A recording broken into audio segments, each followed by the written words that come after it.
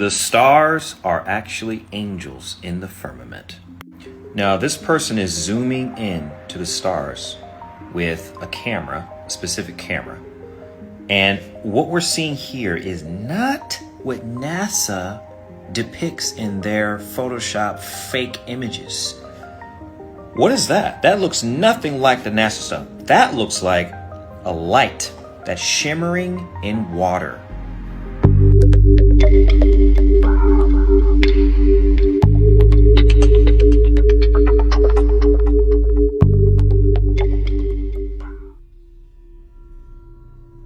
What's good, family? Welcome to the Power of Words, where the power of words sparks the power of knowledge that sparks the power of action. Think about this. Do we really know what a star is actually? But according to the Bible, they're actually angels.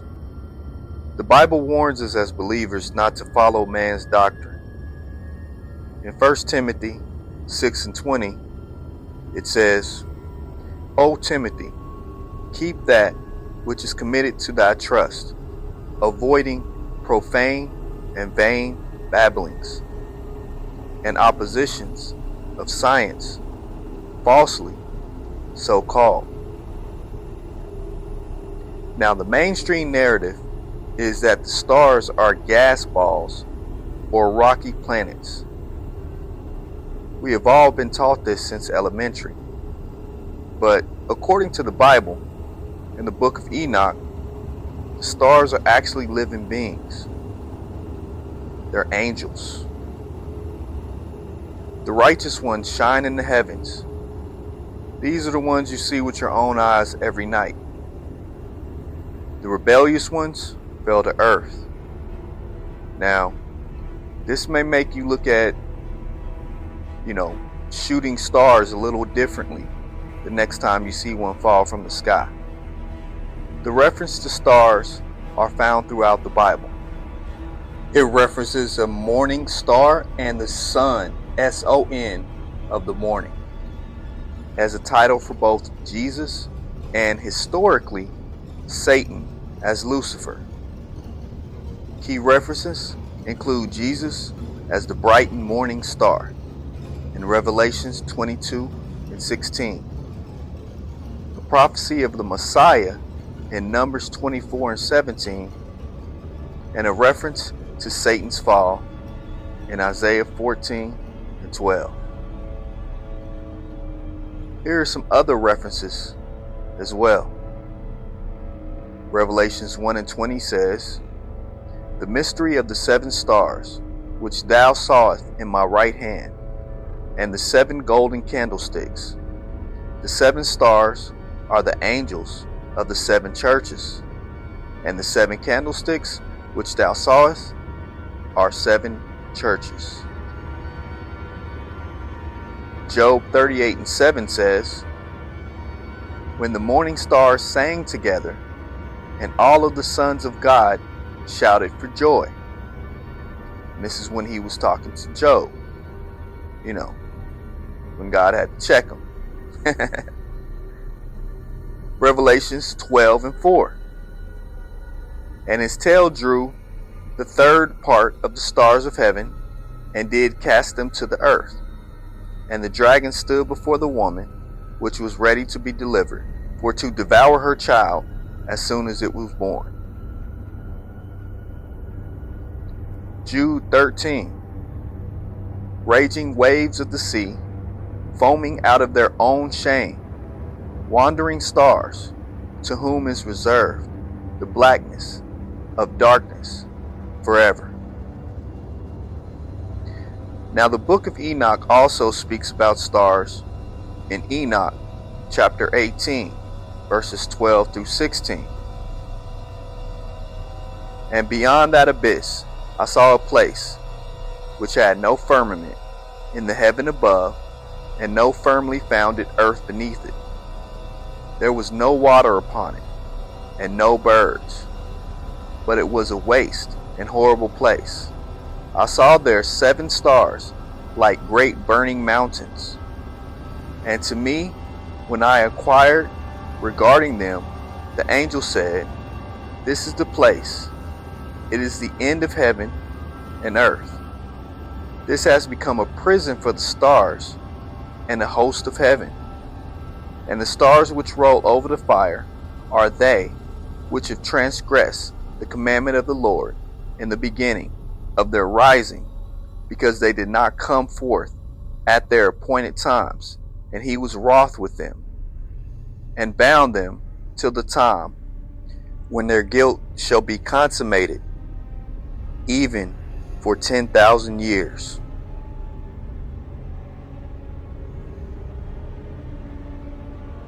The truth is hidden in plain sight. The stars you see at night are not just decorations. They're spiritual beings. Planets, or wandering stars, are under judgment.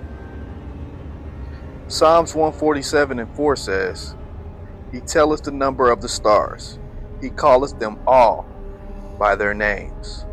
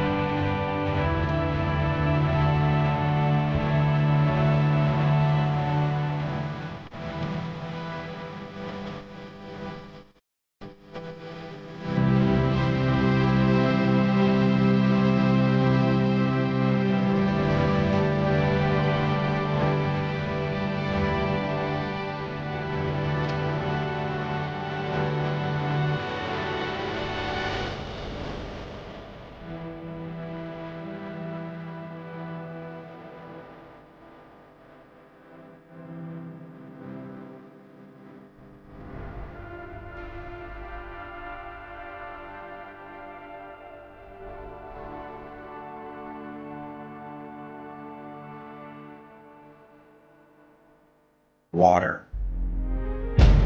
The Bible says there's a firmament above the earth, and above the firmament is water. And the stars are luminaries in the firmament. They're also the angels. Look at that, man. When I found out what the stars really were, like 2.5 years ago, and they weren't planets, they weren't galaxies. This is a shot from someone on an airplane, and he zooms in on this star here. Okay, look at that. Hold on, we'll get there. This, you see, what is that? That's not a galaxy. That's not some, fiery ball in space. Look, this is up above us. These are the stars in the firmament looking down on the earth. Okay? That looks nothing like a planet. That looks nothing like a fiery sun in space. NASA lied to us. Nasha, which means to deceive. This is God's creation right here, man. This is God's creation. All right? Hold on. This is Job 38:7. When the morning stars sang together, and all the sons of God shouted for joy, ? Morning stars singing. Stars are angels. Angels can sing, but stars and angels is one and the same. One and the same. All the sons of God, the angels are called the sons of God. Okay? And for all the people who are going to be like, hey, I have my own telescope. I bought it for $6 million. Your telescope that you bought for $50 million is computerized with software, which means when you're looking at the star, the software is showing you what they want you to see. Don't you get that, man? They're putting a matrix image in front of you. Okay, you can't rely on that. You got to get something that does not have dependency upon the internet and all this other crap. This is Jesus talking. This is Revelation 1:20. As for the mystery of the 7 stars, which you saw in my right hand, and the 7 golden lampstands, the 7 stars are the angels of the 7 churches, and the 7 lampstands are the 7 churches. Jesus is saying that the stars are angels, clearly. The stars, they shimmer and dance, not like distant suns burning in a void, but like light trembling, a light filtered through water. You zoom in with a Nikon P1000, and what do you see? Not burning gas billions of miles away. No. You see movement. Rippling. Shifting. Vibrating. Like reflections on the surface of a deep, living ocean. Genesis 1 verse 7.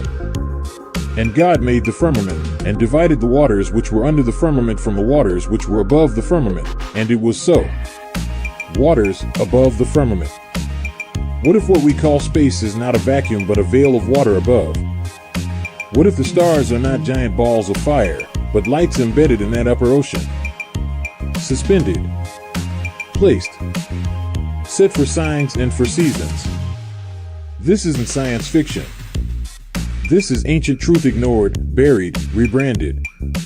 But now the lens sees what the eye was trained to forget. Zoom in. Look closely. You don't see fire. You see flickers. Fluid motion. Refractions.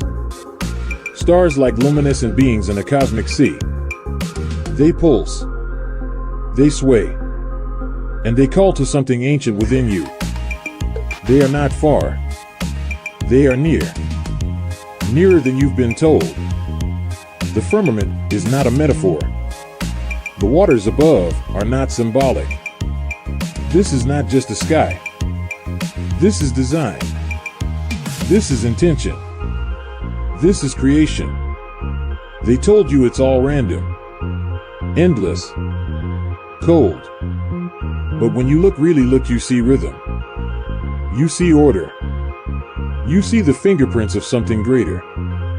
The stars sing, and the waters above still hold their light.